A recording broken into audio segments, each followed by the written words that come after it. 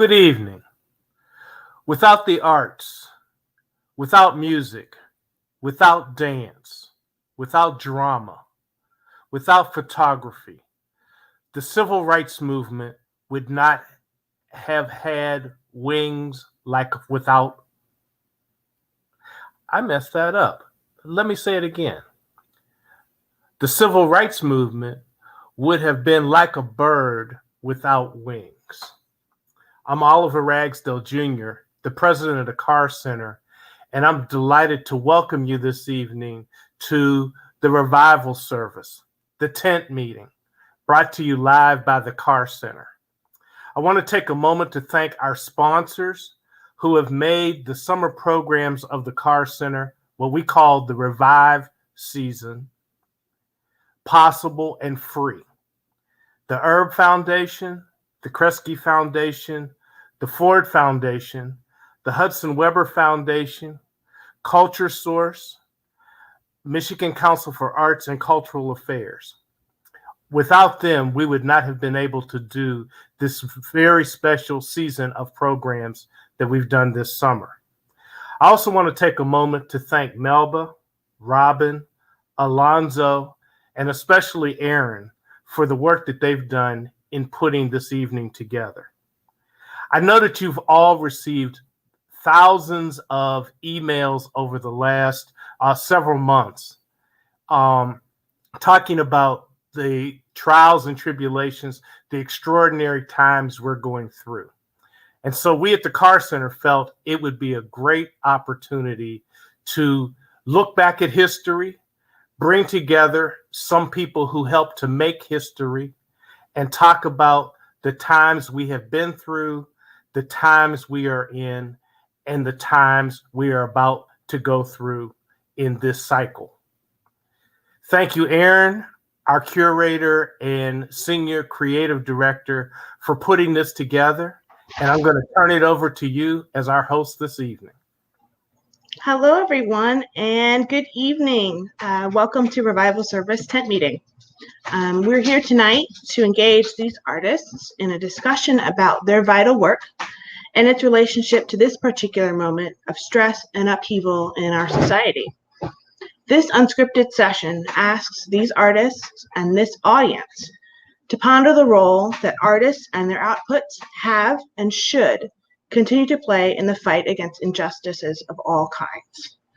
This very special virtual gathering, modeled after the Protestant tradition, is being held to inspire, to rejuvenate, to stir up our passions and bolster our faith that small acts, putting paint on canvas, words on a page, or setting movement to music, can and do have dramatic effects. Before I introduce our panelists tonight, I thought it would be fitting to read a short quote from legendary activist John Lewis. Ordinary people with extraordinary vision can redeem the soul of America by getting in what I call good trouble, necessary trouble. I hope that tonight inspires someone to get into some good and necessary trouble. So I'm going to just introduce our panelists tonight, and then you will hear from them. Dr. Melba Joyce-Boyd. Melba, a distinguished professor at Wayne State University in the African American Studies Department. Melba is a writer, and her poetry, essays, and creative nonfiction have appeared in anthologies, academic journals, cultural periodicals, and newspapers in the United States and Europe. Alonzo Davis. Alonzo is a studio artist in Mount Rainier, Maryland, former dean of Memphis College of Art and co-founder of Brockman Gallery in Los Angeles. Alonzo has been a longtime advocate for Black art and artists, and his work as a practicing artist is inspired by social justice themes. Professor Robin Wilson. Robin, an associate professor of dance at the University of Michigan for over 25 years, and a founding member of the dance company Urban Bushwomen. Robin has spent her career as an artist and choreographer, giving voice to untold stories and giving tools to others to speak their truth. Now that I've given you a little taste of what you're going to get, I'm going to be quiet and let each of our distinguished guests tonight tell their own stories. So we'll go in order: Melba, Alonzo, and then Robin. Good evening. There is so much to talk about in terms of activism and art. Certainly in the African American literary tradition, I actually became introduced to this wonderful world by working with Dudley Randall at Broadside Press. And reflecting on what Oliver just said about the civil rights movement, it was Dudley's poem, Ballad of Birmingham, which actually was the founding publication for Broadside Press. And Broadside Press certainly made a huge impact on American literature in general because so much discrimination had existed. But also, part of that discrimination had to do with the rejection of politics and poetry, the idea of art for art's sake. And Black writers were concerned and focused on the trials and tribulations and the struggle for freedom and justice for people of color and for African American people in particular. And that tradition continues. There's more visibility for poets. But in terms of also how I evolved as an artist, it was very important to me to have my work interfaced with other artists. So I worked with dancers and musicians, and in particular, I started out working with Jackie Hillsman in the experimental movement. And she brought in musicians like Jerry Allen, the late Jerry Allen, and we had dancers and musicians, and I think of people like Shubidoo, and who performed on the stage with the poetry and the dancers.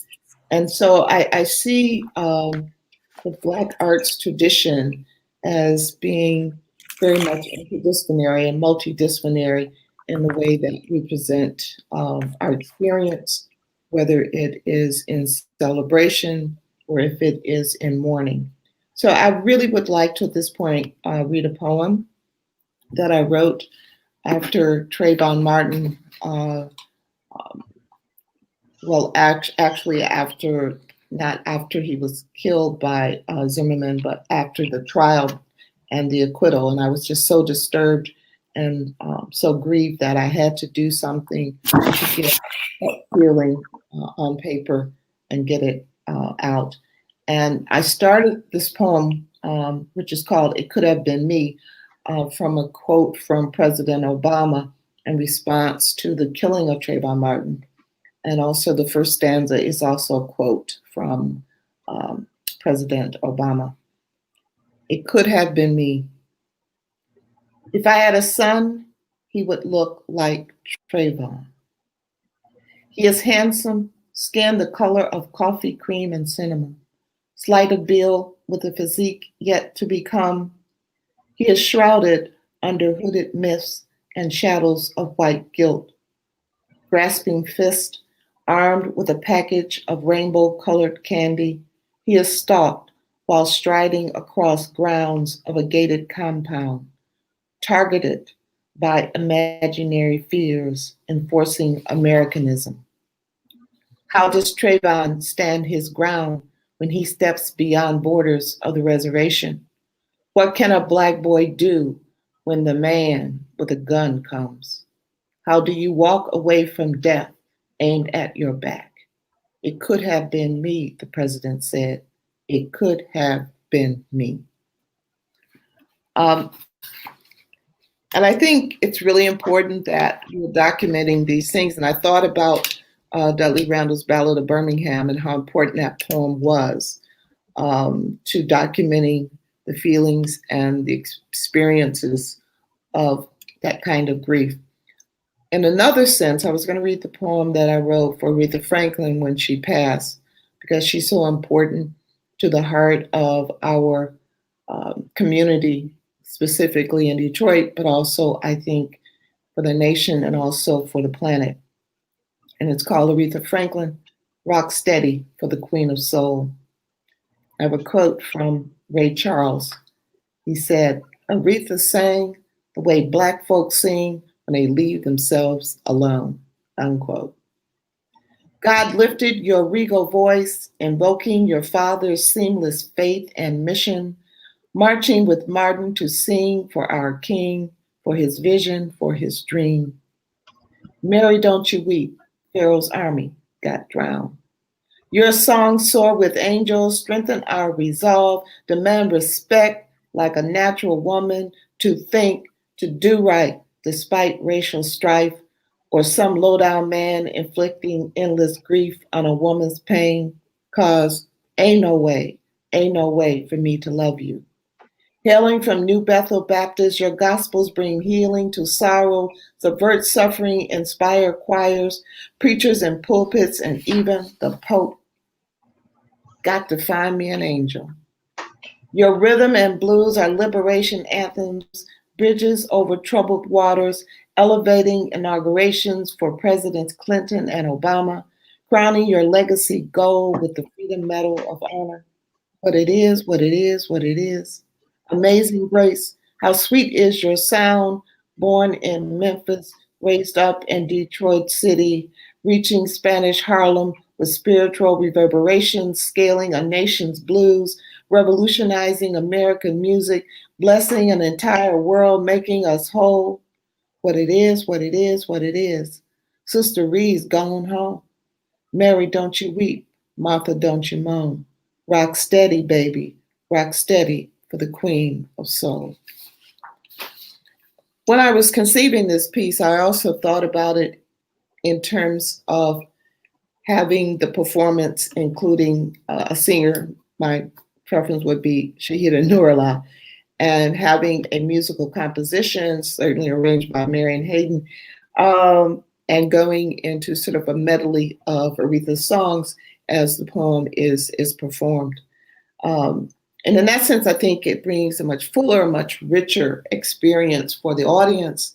And also it brings that imagery and that movement to life. And certainly if I could have that wonderful dancer who performed with us at the Ann Arbor Art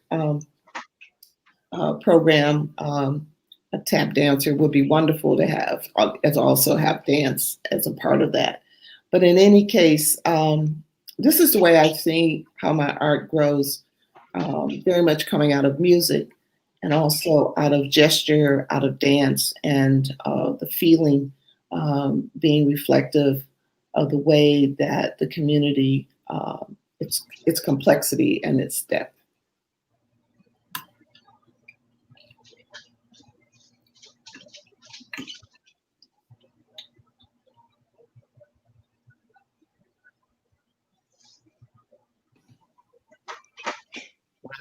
Hello,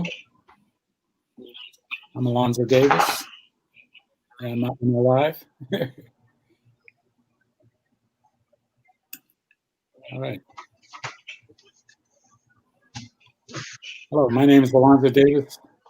I'm an artist living here in Maryland at this time. Mountain Rainier Studio, Maryland is my specific spot. And my history is originated in Tuskegee, Alabama, grew up between Tuskegee and Birmingham, and migrated to California in the late 50s. I have an interesting history in that I drove through Detroit in 1966 with my brother on a kind of a national search for artists of color. And through that trip, we discussed opening a gallery, which we founded in 1967, a gallery called Brockman Gallery. Subsequently, I've lived and worked in San Antonio, Texas, as the Dean of Art Institute there, and then more recently, as Dean at Memphis College of Art. Now practicing artist in my own studio, and I have a series of slides that I'd like for you to see of artists who are socially engaged. So if we could see the first one. This is the work of Elizabeth Catlett. She's an expatriate from Mexico at this time, or deceased now. And this piece was done in response to the Olympics. in 1968, and motivated by the fist raising of John Carlos and Thomas Smith. So I chose this piece because one, it's the power fist, and two, it's a series of athletes affecting change and raising consciousness, as we have with Colin Kaepernick currently. The next slide is the fist itself. Again, this piece is now a part of the Crystal Bridges collection and is traveling exhibit of African American artists throughout the United States. Next slide. In 1968, I became friends with a guy named John Riddle, and he was a sculptor that lived in Los Angeles, Trinidad, and later Atlanta. And this is a piece called Fallen Man, and I assisted him, or was with him in the studio when he was making this in his backyard. And this piece is a reflection on social justice issue, which is current today and in the past. So this is called Fallen Man. It's about 9 feet high, and it's of steel. Next image. David Hammond, the artist who exhibited at Brockman Gallery, now is living in New York. David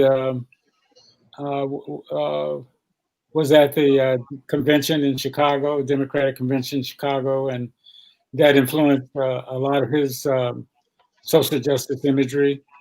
Currently has the black flag, or the African American flag, flying over the Studio Museum in Harlem. He conscientiously keeps social conscious and social justice as a part of the themes in his work. Next slide. And this is my work. I received a small grant from the Pelican Foundation in New Jersey, and the work is about a reaction to police shooting us and other citizens. And I wrote upon an officer, and I said, well, that was a good community meeting we had, except everybody from law enforcement came in vests. I felt like the citizens should have had ballistic vests to protect themselves against you as well. He rolled his eyes, and that set off the idea for this particular series of pieces. So this is a stack of ballistic vests with photographs and images of people and reaction to the call. Next one. This is again one of the artists, actually a lady who graduated from the Corcoran and came to pose in one of the bets for the for this particular project. Next image. In I forget the year on this one, but my people in Alabama, my aunt, my mom's side, were very much involved in the suffrage movement, and I was greatly influenced by the power of the vote, and is brought home to us again by this weekend's funeral issue, and the stressing of vote as a tool for social change. So this is me calling out to the community and citizens to practice this.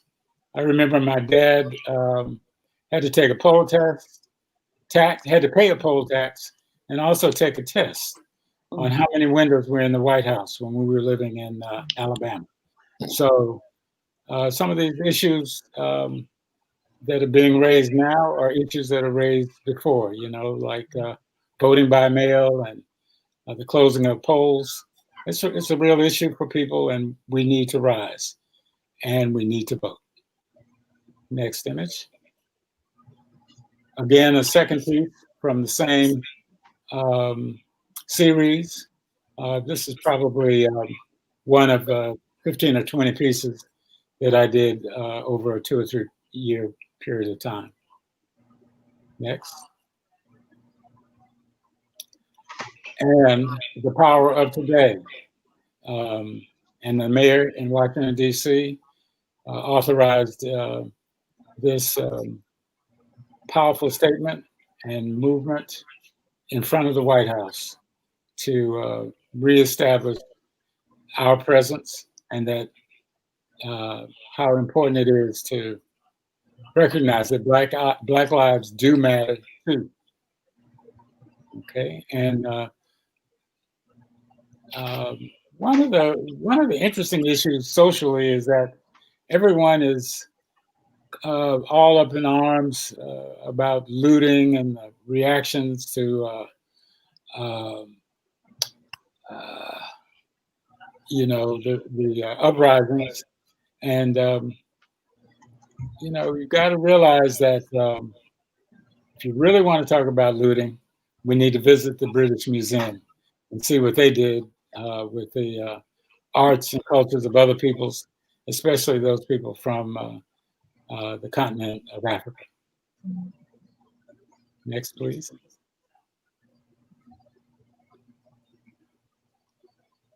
And this piece is a performance art piece with an artist named Megan Livingston, who was a performance artist. And it took place in Oakland. And it's a reaction to the killing some time ago of the Oakland police of a fellow artist named Casper Banjo. He appeared to be a homeless guy and was just randomly shot. And his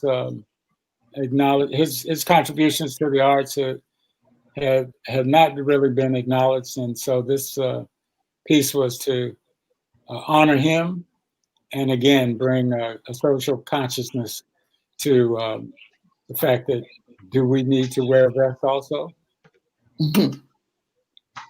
Okay. And this is a particular piece of pride for me, because this was a student that had issues at Memphis College Art and overcame them. Eventually has settled in Cincinnati and was instrumental in this particular street mural of Black art, Black Lives Matter.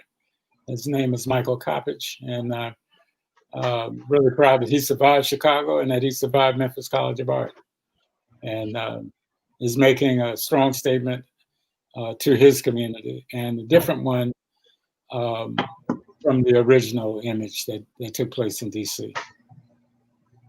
Okay. I would like to say I really am enjoying the connection with the other two panelists. I did take the time to listen to some of the poetry and the powerful words, as well as the dance from the Bushwomen, and the collaboration of artists. We have a history of this going back to the Harlem Renaissance, and probably before then, but this energy and new reactions to peoples of color in this country are inspiring me and give me hope that we will continue to move forward and make progress, to be equal citizens and to participate in this culture, and it be acknowledged. I have one statement that I'm going to make, and it's on my T-shirt. So I'm going to raise up and show this. 86, 45, 11, 3, 20. When you figure that out, you know what to do.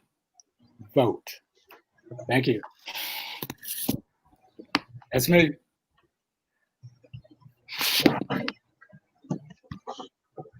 So hi, everyone. I'm Robin Wilson. And the medium of dance is ephemeral. And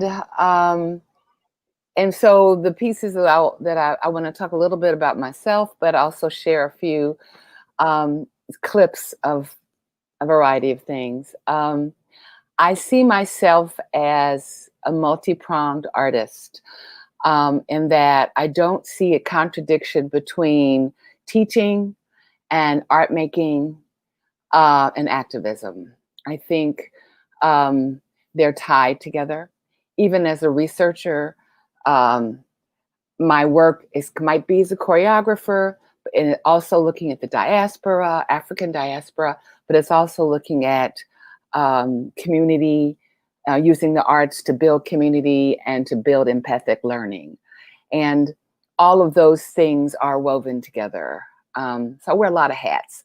So, my daughter and I moved to Ann Arbor in 1995 after leaving New York in 1990, having a couple years as an artist residence in Kentucky, and then finishing up my graduate work at Temple. One of the things I think that's consistent in all of that I do is that African voice, that African American voice. The Melba both Alonzo and Melba sort of implied, mixing media, having narrative. Actually, when Alonzo was lifting art up, I thought of one of my favorite pieces by Betty Saar, which is The Liberation of Aunt Jemima, where she's standing there with a broom and a AK-47. But so let's see, what do I want to tell you about my work? I want to show you some clips. So what you'll be seeing are 3 works, 2 of which are rooted in social justice, because indeed that often shows up for me. A lot of my work is set on students, and rather than make you sit through all of that, I've chosen 2 particular pieces to show clips of. The first one is called Gila and Mo. It refers to Henrietta Lacks and the Gila cells that were named after her. And the whole piece, which was premiered at the museum, the exhibit museum in 2013, I believe, really has this mixing of speaking and of gesture. So hit it. They could be bigger than Dr. Marion Sims, legendary doctor and father of gynecology, who performed experimental vaginal experiments and surgery on enslaved African women without anesthesia. Or Dr. Chester Southam, who injected over 300 healthy female patients in New York City and prisoners in Ohio state prisons with live cancer cells.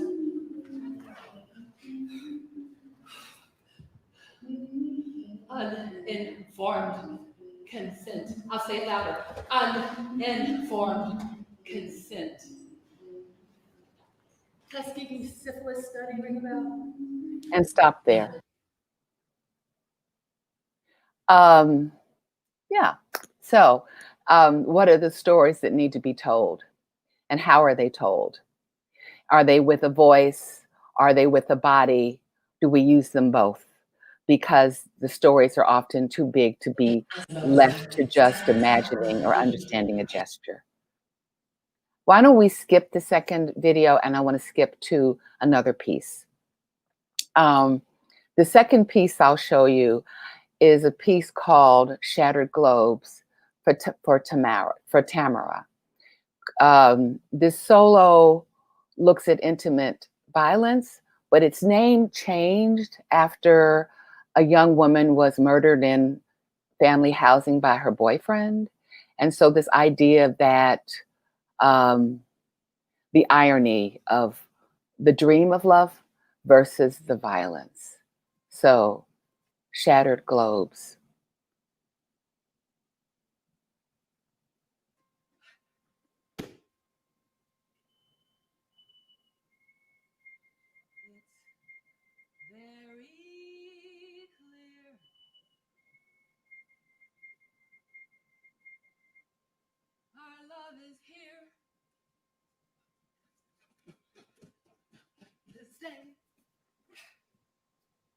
More than a year, but ever and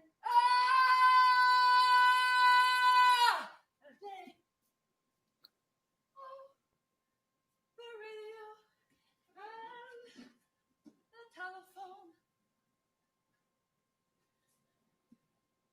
and the movies that you know.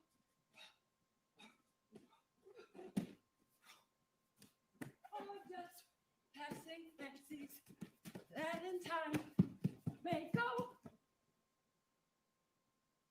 But, oh, my dear, ha, ha, ha, ha, ha, our love is here to stay.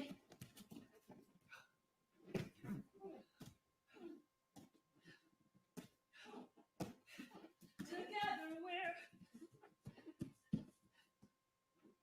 sure I'm fine.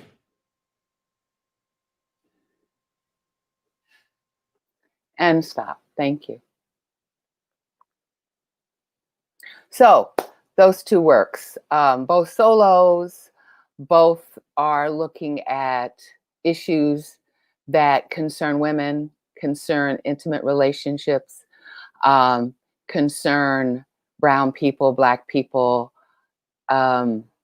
issues that need voice. And then the last piece I'll share with you is a work that I choreographed. This is a shorter version of a piece called Indebele that I choreographed for U of M students. And it uses the graphic patterns of the Indebele people of Zimbabwe as not only the back scrim, but also the design of the movement as the inspiration for the movement. So you see really clear overlapping gestures that look very West African, as well as really inscribing the patterns of the images behind them in space.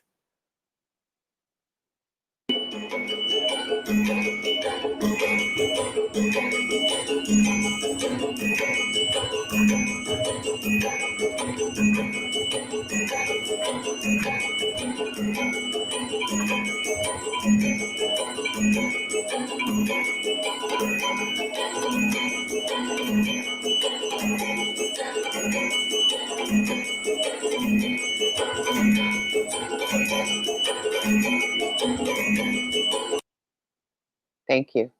So again, I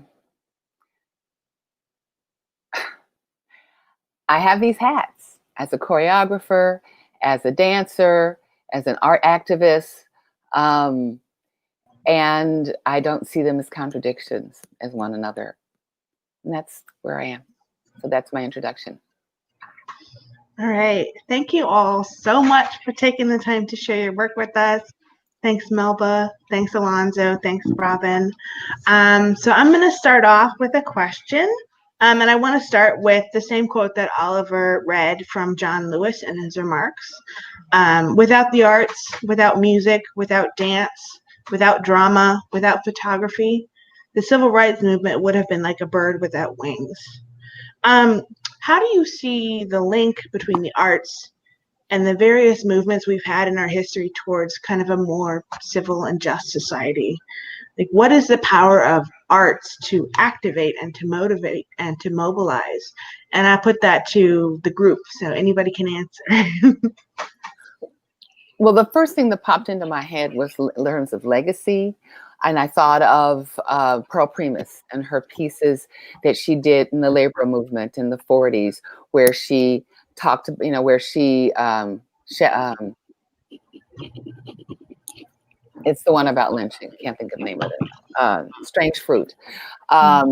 Or Catherine Dunham's Southland, which also has a lynching in it. So that, using the power of the body that is not, we are affected by bodies in ways that are pre-verbal. It hits us right in our gut. And so, and dance is often forgotten. We think of artists, we think of poets, and we kind of forget that dance is part of the conversation as well. Well, I was thinking about the history and the relationship between poetry and activism, and in particular, Frances Harper, who was called the Bronze Muse of the abolitionist movement. And she would read her poetry as a part of her speeches at the podium, against slavery. And these poems were also published, in the Black newspapers, and they were critical to helping people to understand, especially people who lived in spaces where they had not experienced or observed slavery. And these were very powerful poems, which we can actually read now and feel a connection. I've used them in the classroom, and students are really moved by Bury Me in a Free Land, because the strength of the ideas and the imagery, it's still relevant to what's going on with Black people in the United States today. And also, of course, Frederick Douglass and all of his important speeches, which were really, really wonderful and beautiful pieces of activism, which helped to garner and to mobilize people to support the struggle and to recognize that nobody's free until we're all free. I'd like to say that Harlem Renaissance was an inspiration to many of us who saw this as a vehicle for collaboration and continuation of acknowledgement of the works of artists during that particular period of time, and it was inclusive of the African American experience.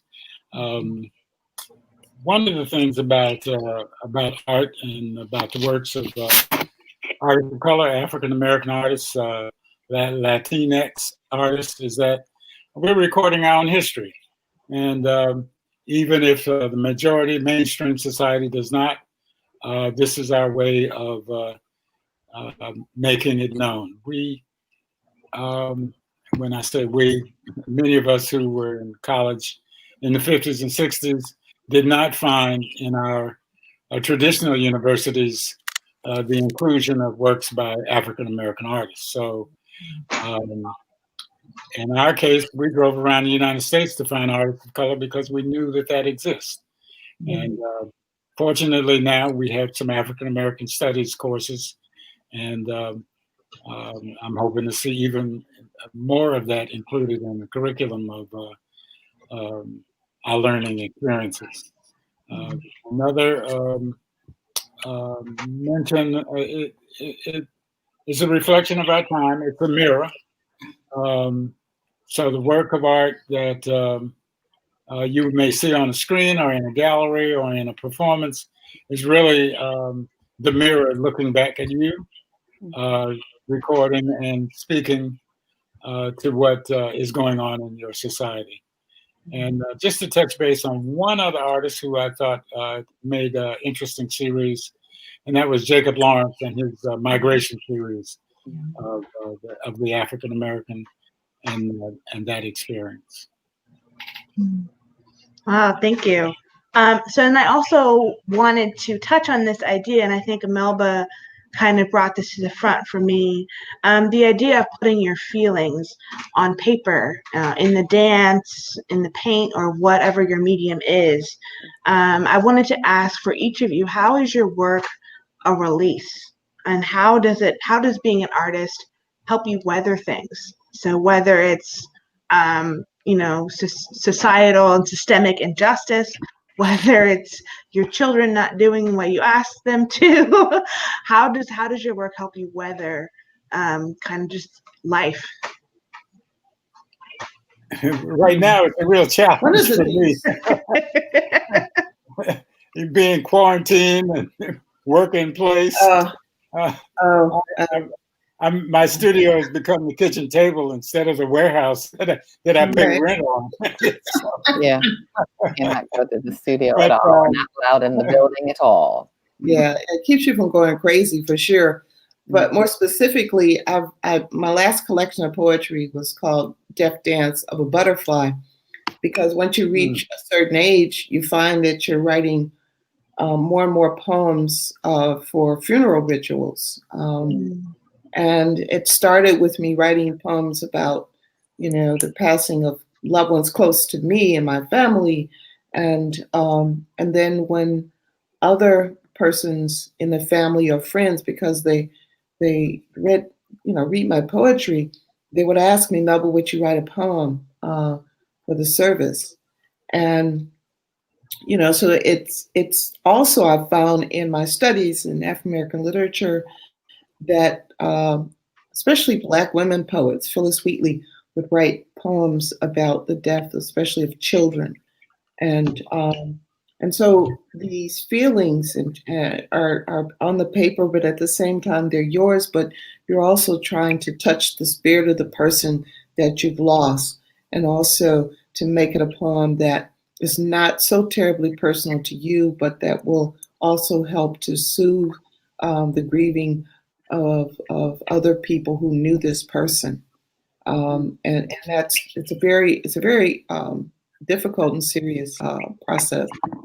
But I also know that it is also a duty that I have, as a poet, to help people to navigate through the grief and to get to the point of celebrating the spirit of that person.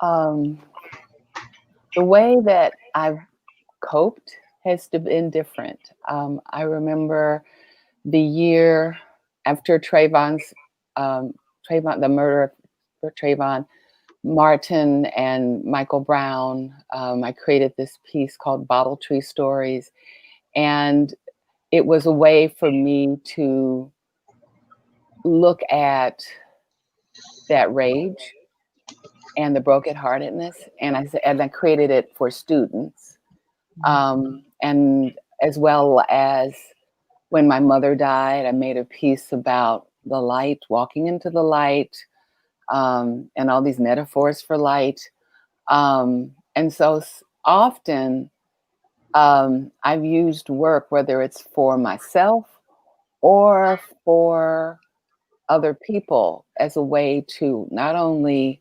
navigate the stuff I'm confronting, but also to give people, hopefully, maybe find some use for it, some healing for themselves as well. Wow. Okay, so I want to, open this up to you guys. I know that some of you have questions for each other, and also to the viewing audience. If you have questions of the panelists, please let us know. Use the comment feature on whatever platform you're using and just drop it in, and we'll try to get to it. So I want to open it up to you guys if you all have questions for each other. We have a question from our wonderful tech director. Is it any easier for Black artists now than it was in the past to get their work seen, performed, or published? Maybe you guys have an opinion on that. I would say that this is a very difficult time for everybody. but it also is a time for new opportunities. Here we are having a discussion across country on a platform that was not there for us 10, 20 years ago. It's also an opportunity for artists to take command of their voice and to find a way to project it beyond the established people, naysayers or haysayers who do or do not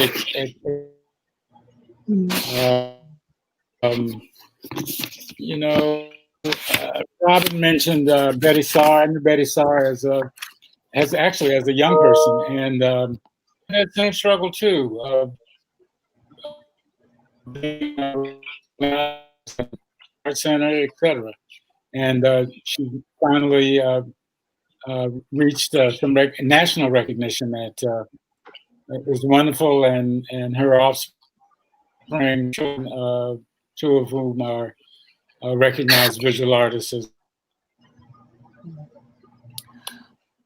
I think in this moment, and also I think I agree. I think this time is complicated. Like in one level, because we have all these, pardon me, platforms, people have more control. I also think there's interesting moment where, because of the murder of George Floyd, and people are beginning to look at systemic racism, organizations like the International Association of Blacks in Dance and others are really calling arts organizations and presenters and publishers to tasks and saying, okay, so how are you gatekeeping? And so maybe you are allowing us to be there, but what are the unspoken rules that keep us out? How are you perpetuating white supremacy with these so-called universal rules? And so I see departments in universities and in schools really self-examining, and I'm hopefully changing and realizing how that those so-called universal ideas really are white supremacist, and how they really have filtered into the way, even as African Americans, how we see ourselves and how we and so I think this is a really interesting moment, because people are saying, no, we're not playing by those games, that rule anymore. We not only is this not the new normal, we want a different norm. We don't want normal at all. We want it all to change. And so I think, so I'm really amazed by hearing, my former students all over the country really even taking everyone to task and saying, we're not playing this game anymore, because it's all too, it's still rigged. Well, I want to say something on this, because we're on this platform as a consequence of these organizations like the Carr Center that did not necessarily exist before. And there are a number of Black galleries. I can speak specifically to Detroit, and there are, arts organizations there. I mean, there are things and opportunities now as a consequence of people thinking institutionally. I serve on the editorial board for Wayne State University Press, and there is the Michigan Writers Series that we have there. And it is definitely a series that publishes writers of color. There's the African American Life Series, and we do a broad range of history, politics, literary criticism, film, So I think it's a long struggle. I mean, it's not easy, but it's certainly better than it was, 20 years ago, 30 years ago, and people taking the time and investing in these kinds of institutions, and then these broader institutions recognizing funding like Kresge and Michigan Council of the Arts, which I must say that I did get funding from Michigan Council of the Arts when I was doing my documentary film on Dudley Randall, and it was tremendously important in order to get that work done. But it's still a struggle. And I'm hoping that this period we're going through, like Robin said, is going to open up more opportunities, and more institutions will come out of this struggle, because through institutions is the way that we secure the future.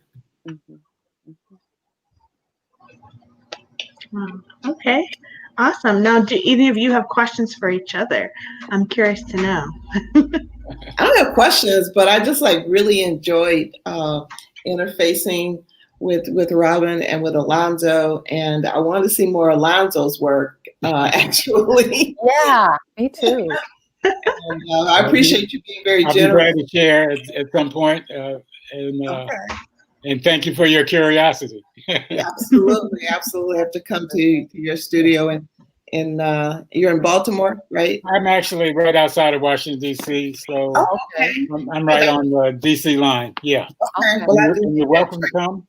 It absolutely. sounds like some visits are in order. All right. Yeah. One Yeah. out of I'd quarantine. with Robin. Or I forgot to say one thing, because there was the imagery that my daughter did for the Aretha Franklin poem. My Oh, daughter. yeah, right. I remember. Yeah. Yeah, her name is Maya Wynn Boyd, but her artist name is Maya Wynn because it sounds better. Fabulous.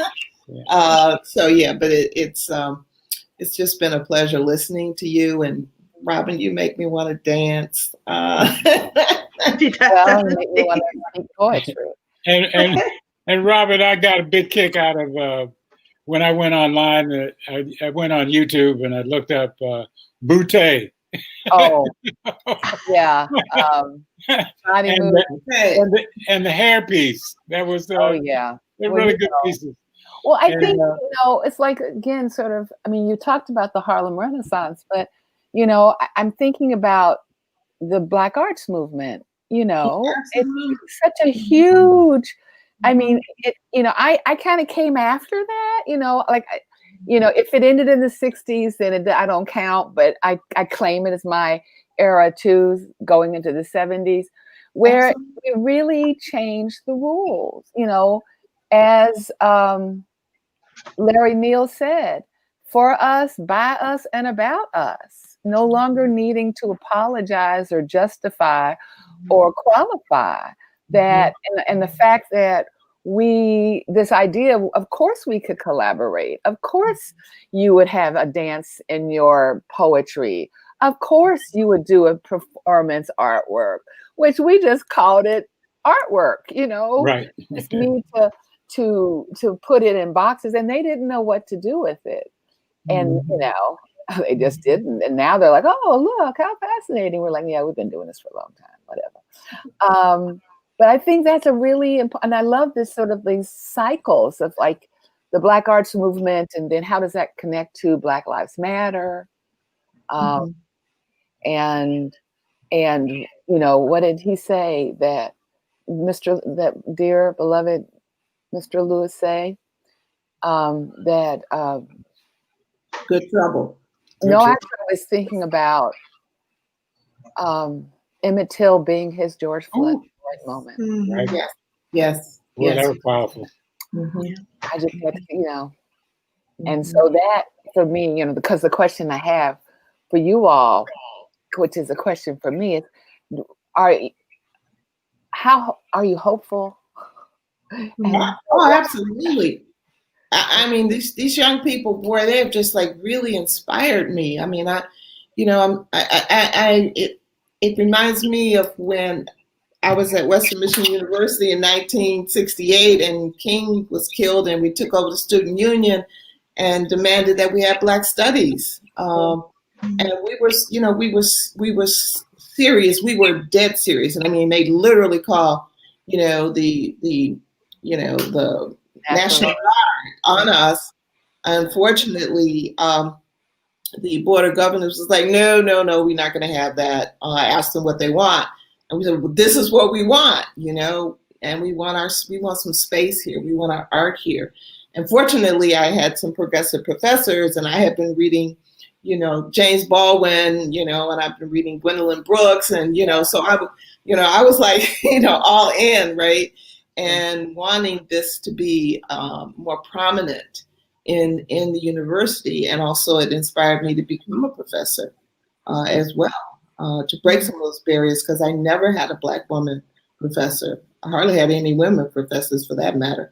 Exactly. Or any Black, it's just like things have to change and you have to be that change. And so these young people are making me feel really good, Mhm.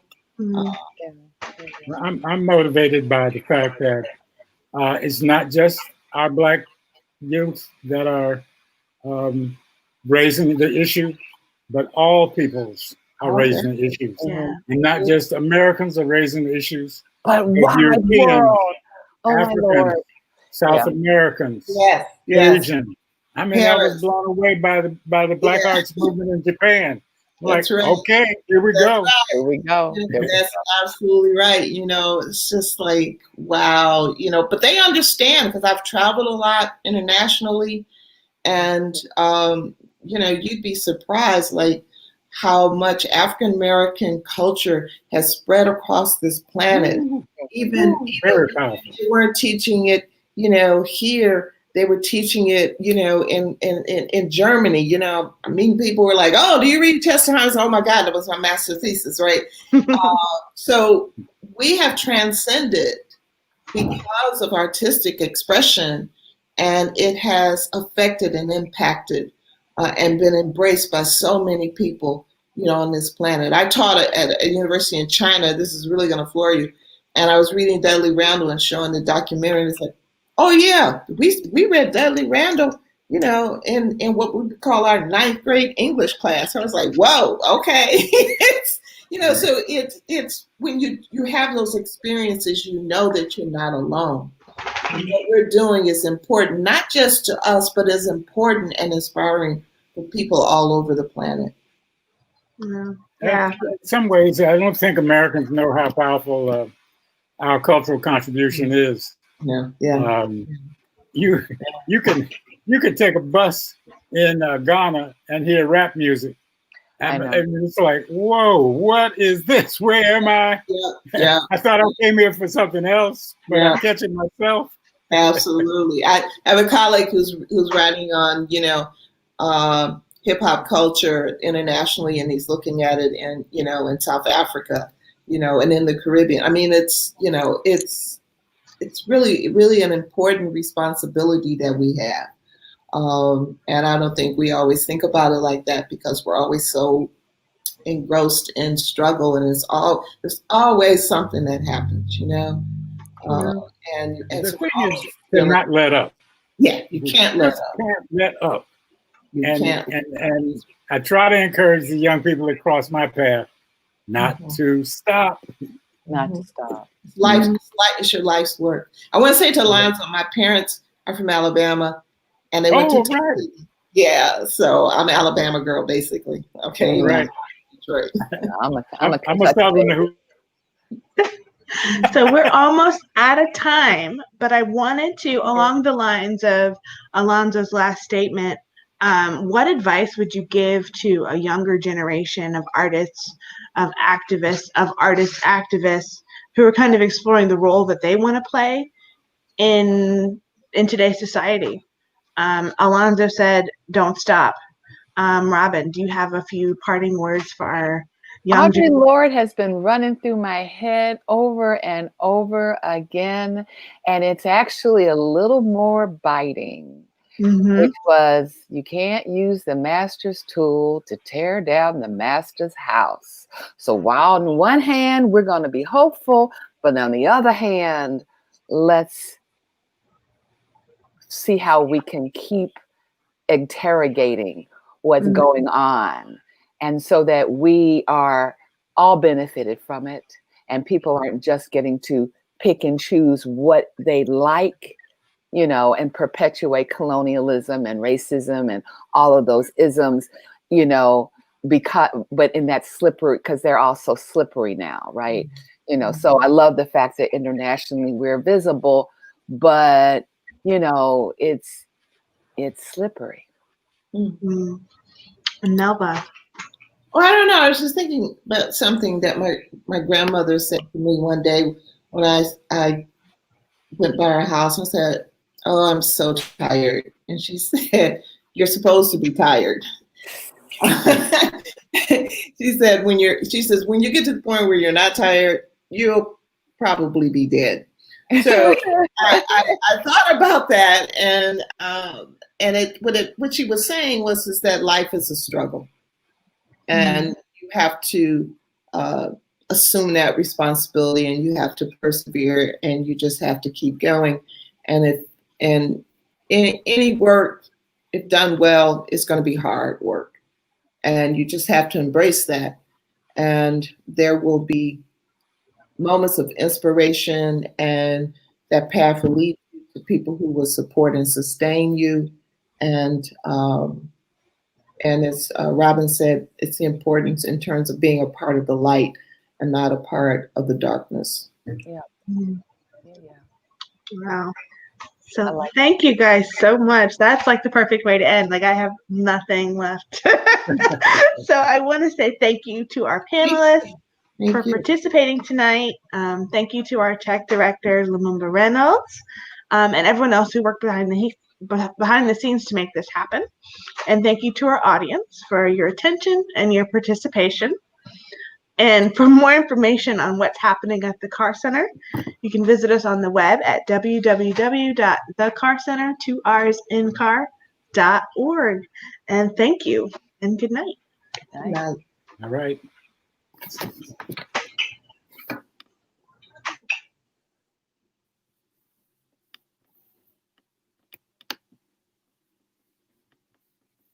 Okay. And